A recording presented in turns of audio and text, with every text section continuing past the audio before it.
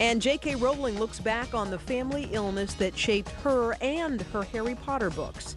You know, life has its ups and downs, so Harry's been with me through a lot. The author and the health cause that's still close to her heart.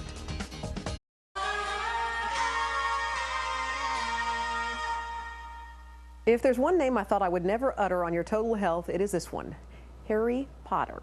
7 books, 17 years in the making, remarkable, but it is Harry's creator who caught our interest. J.K. Rowling and her story of illness, loss, and triumph. Immediately after finishing writing, I was very hard to live. The first 2 days were terrible. For J.K. Rowling, releasing the 7th and final book in the Harry Potter series has been bittersweet. On the one hand, a smashing success. Harry Potter and the Deathly Hallows sold a record-breaking 15 million copies in the 24 hours after it hit the shelves.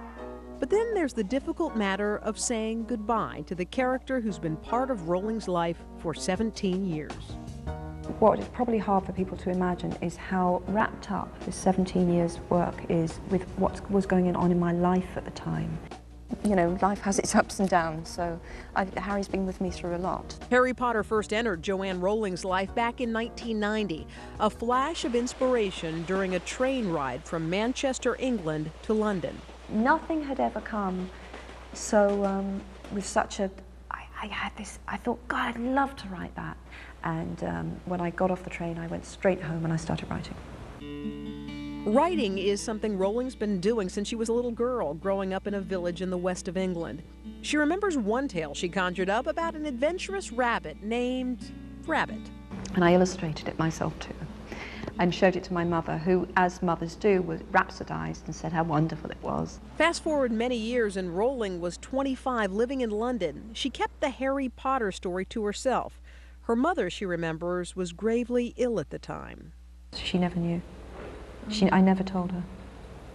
She would have loved this. She would, I mean, just in the sense that any mother wants to know that their child is successful. That's a massive regret that I didn't at least tell her.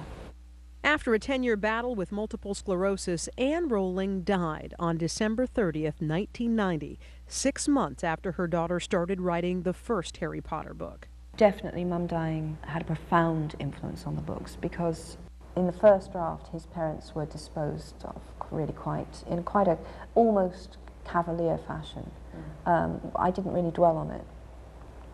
6 months in, my mother dies, and I simply can't kill a fictional mother that callously.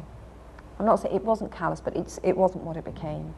And I really think from that moment on, death became a central, if not the central theme of the 7 books. And it became a theme for Rowling herself. I was 25 and she was only 45 when she died. And I think it was the fact of her dying that young that it put a depth charge under me in my life. And suddenly it seemed to me that, as it still does, you just can't count on having 80 years. You'd better move if there's something you want to do or say. Get it done. As the creator of the Harry Potter franchise, Rowling is now one of the richest women in the world. But what is less known is how she uses some of that good fortune, donating money and time to various multiple sclerosis research groups. I wanted to raise awareness of MS, primarily because it was the illness that my mother had. And now that Harry Potter's story has been told, Rowling gets a chance to work on her personal story. I'm going to take a break, definitely, and I'm just going to savour for a while the feeling that I don't have a deadline. And that's a privilege, you know, and I know that I'm the luckiest woman in the world. I'm immensely privileged. Not surprisingly, Rowling dedicated both the first and last Harry Potter books in part to her mother. And that's it for your